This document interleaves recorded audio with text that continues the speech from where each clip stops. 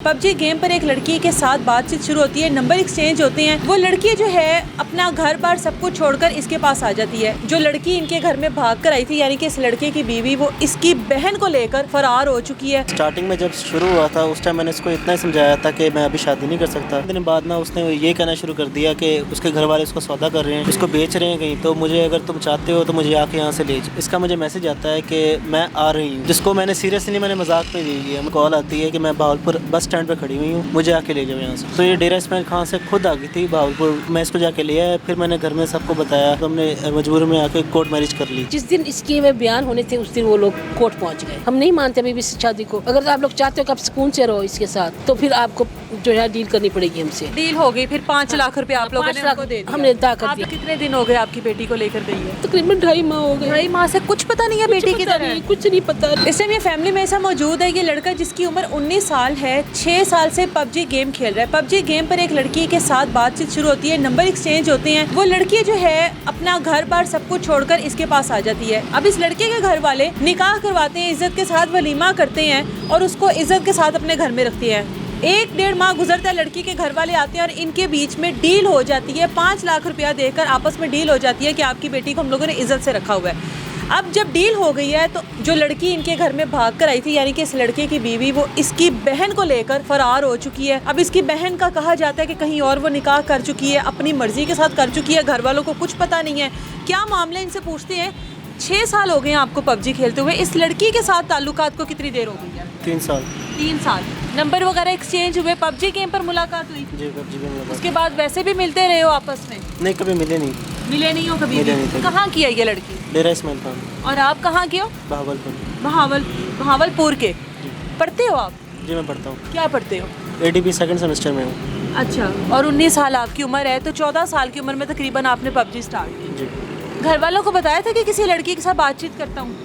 नहीं, इनको इस साल बताया था। इस साल बता दिया था, बताया था कि शादी करना चाहता हूँ। जी। तो जब शादी का फैसला इतनी जल्दी कैसे हो गया कि वो भी सब कुछ छोड़कर आ गई, जब घर वालों को बता चुके थे? तो फैसला इतनी जल्दी नहीं हुआ। स्टार्टिंग में जब शुरू हुआ था उस टाइम मैंने इसको इतना ही समझाया था कि मैं अभी शादी नहीं कर सकता। अच्छा। 3 साल पहले जब मैंने उसको कहा था ये अच्छा। कि मैं अभी तुम्हारे साथ शादी नहीं कर सकता, वो बस जिद थी शादी के लिए? जब तक मैं सेटल नहीं हुआ। उस टाइम वो भी राज़ी थी इस चीज़ के ऊपर। जब तक मैं सेटल नहीं हुआ तब तक मैं तुम्हारे साथ शादी नहीं कर सकता, मैंने उसको इतना कहा था।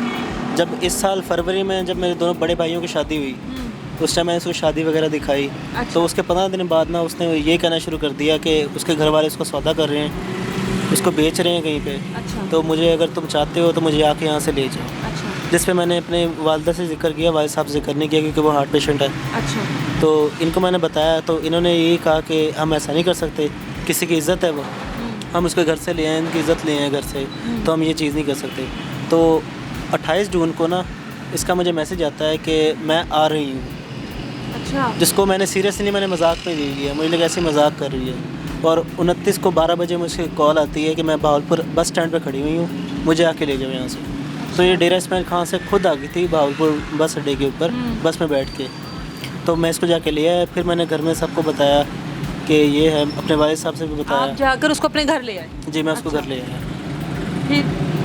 तो मेरे वालिद साहब ने कहा, मेरी वालिदा ने ये कहा कि हम आपके घर वालों को बुला देते हैं, उनसे बात कर लेते हैं, तो उनसे फिर जो बात होगी फिर वो कर लेंगे। जिस पे वो इसने गिड़गिड़ाना शुरू कर दिया कि मेरे घर वाले मुझे गोली मार देंगे अगर आप लोग उनको बुलाएंगे। ठीक है। जिस पे ये लोग भी मजबूर हो गए, हमें भी मजबूर हो गया, तो हमने मजबूरी में आके कोर्ट मैरिज कर ली। ठीक है, फौरन निकाह कर लिया।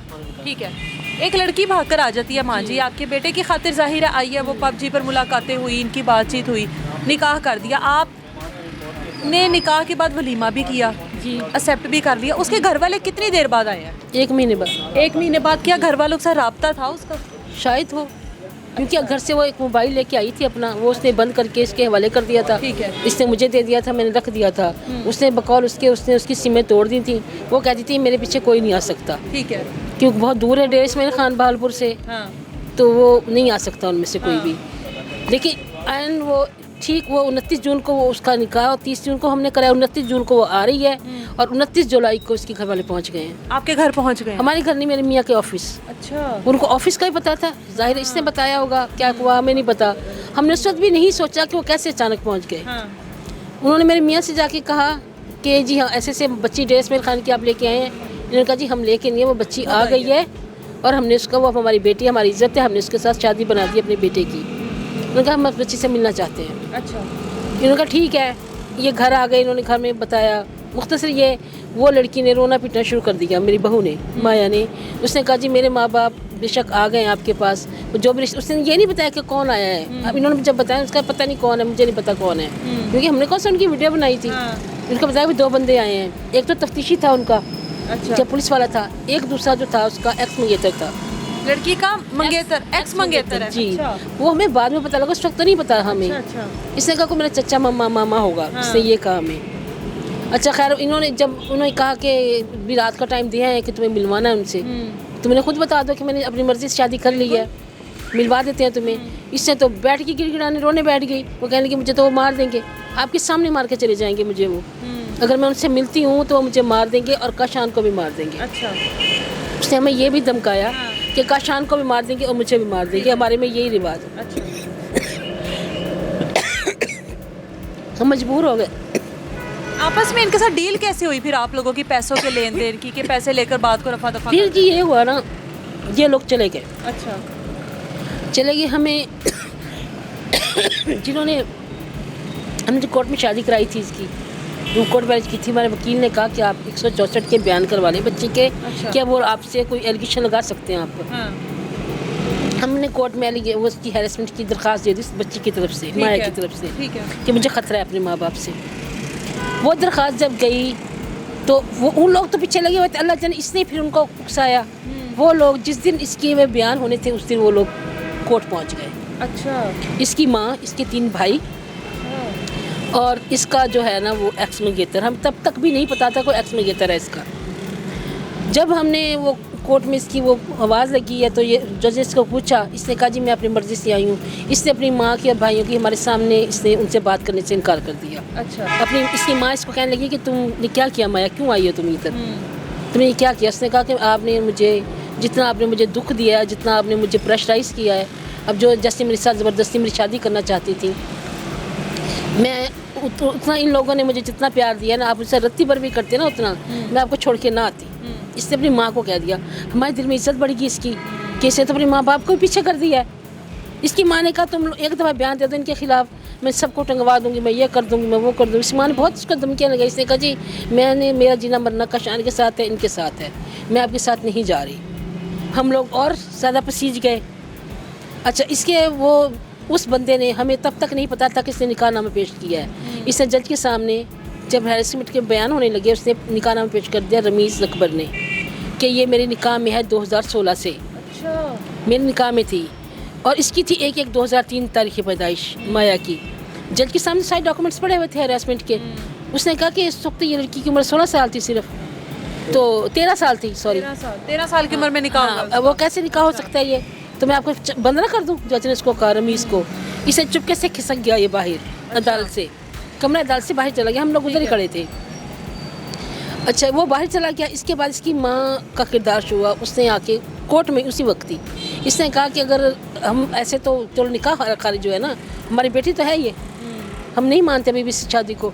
अगर आप लोग चाहते हो कि आप सुकून से रहो इसके साथ, तो फिर आपको जो है डील करनी पड़ेगी हमसे। डील हो गई फिर 5 लाख रुपए आप लोगों ने 5 लाख उनको दे दिया। हमने अदा कर आप दिया। लोगों को लगा कि अब सुलह सफाई हो गई है, सुलह सब सफाई मामला होगी, ठीक है। डील के कितनी देर बाद आपकी बेटी को लेकर निकली है? इसके डील के बाद, इसके बाद ये 1 महीने बाद ये लोग आए थे। इस बार ये 2 माह रही है हमारे पास। 3 उसके बाद वो जो 2 माह रही है, इसका राब्ता था फिर घर वालों के साथ? हमें नहीं मिला। हमने इसको कहा कि राब्ता कर लो तुमसे, अब तो पैसे भी ले गए हैं, अब तो सब पता लग गया ना तुम यहाँ हो, तो अपने माँ बाप से राब्ता कर लो। इसने कहा जी मैंने नहीं करना। वो मुझे धमकियाँ तो आपके सामने भी दे के गए हैं कि जो है ना भाई मैं हम आपको मार देंगे। उन्होंने इसकी माँ ने इसको कहा कि तेरे पास सिर्फ 2-3 महीने हैं। वो असल में कोर्ट में से बात कर रही थी कि 2-3 माह में तुम्हें, अब तो तुम्हारे पाँव के नीचे ये हाथ दे रहे हैं ना, तुम्हें इनके बहुत अच्छे लग रहे हैं ये लोग, तुम्हें रुलाएंगे ये लोग, फिर हमें आवाज़ दे रहे हैं ना, हम आ जाएंगे तुम्हारे यहाँ से पूछ रहे। आपकी बेटी उसके साथ घर से किस बहाने, किस वजह से निकली थी? वो आपस में बहुत उनकी दोस्ती हो गई। मेरी बेटी इकलौती थी। उसकी बाकी मेरी 2 बहुएं और भी हैं, उनसे ज़्यादा उससे दोस्ती हो गई। हम लोगों ने चल ठीक है, वो भी अपने माँ बाप को छोड़ के आई बैठी है, तो ये भी है, चलो कोई भी हमने नहीं परवाह की। आप इकट्ठे खा रही हैं, बैठ रही हैं, अलग कमरे में बैठ रही हैं। आपकी इकलौती बेटी है? इकलौती बेटी है हमारी। और हमें अपनी जान से ज़्यादा से मन तो बरादों से लिया हमने। मेरे 3 बेटे हैं और चौथी वो बेटी है हमारी। और हमारे ख़ानदान में मेरे 6 बहन भाई हैं, मेरे मियाँ जो हैं, और किसी के पास बेटी नहीं है। बेटे हैं, सबके बेटे हैं, बस बेटी किसी भी नहीं, बेटी सिर्फ हमारी है।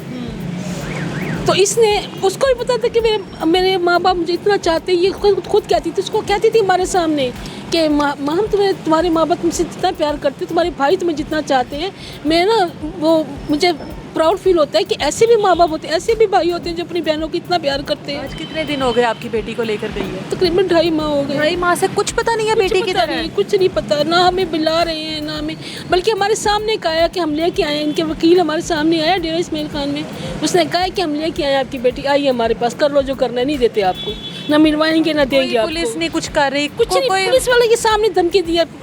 DSP अदनान है डेरा इस्माइल पुलिस में, थाना कैंट में DSP है वो, उसके सामने धमकी दी है। मैंने उसको कहा DSP को, मैंने कहा आपके सामने ही धमकी दे रहा है। कहते आप भी तो मुलजिम है, आप भी तो, आपने भी तो उनकी बेटी को अगवा किया था। बेटा थोड़ा खेलता रहा PUBG, रोकिया नहीं कभी PUBG का? तुहानू पता अगे भी इन्ने मसले मसाइल लोगों के सामने आते हैं। बेटा बात यही है ना कि मैं तो घरेलू औरत, मैंने कभी बैठा देखा है, चलो ये बैठा है उसमें PC पे बैठा खेल रहा है, पढ़ता भी सही था, हमें कोई इसलिए होता है ना, अंदाज़ा नहीं था कि यहाँ अंदाज़ा नहीं था कि ये बात होगी, ये इस तरह का। जब इसने इसी साल हमें फरवरी में शादी की है और इसने अप्रैल में मुझे बताया है कि ऐसे बात है। हम तो सोच भी सकते थे कि ये किसी लड़की से बात करता होगा। ये इतना शर्मीला था, इतना शाय था मेरा बच्चा, उसने पता नहीं इसको कैसे फंसाया। हमें किसी चिंगारी ने पूरे घर को अपनी लपेट में ले लिया। सूरत हाल आप लोगों के सामने है। एक लड़की आती है और इनके पूरे घर को तबाह बर्बाद करके चली गई। इकलौती बेटी, जो ख़ानदान की इकलौती बेटी है, ना सिर्फ इनकी बल्कि ख़ानदान की इकलौती बेटी है, जिसका 2.5 माह से कुछ पता नहीं है कि किधर है। एक छोटी सी गलती, एक PUBG गेम, खुदारा कुछ ख्याल करें। एक गेम के, इस गेम के कितने मसाइल हमारे सामने आ चुके हैं, हम लोग फिर भी बाज नहीं आते।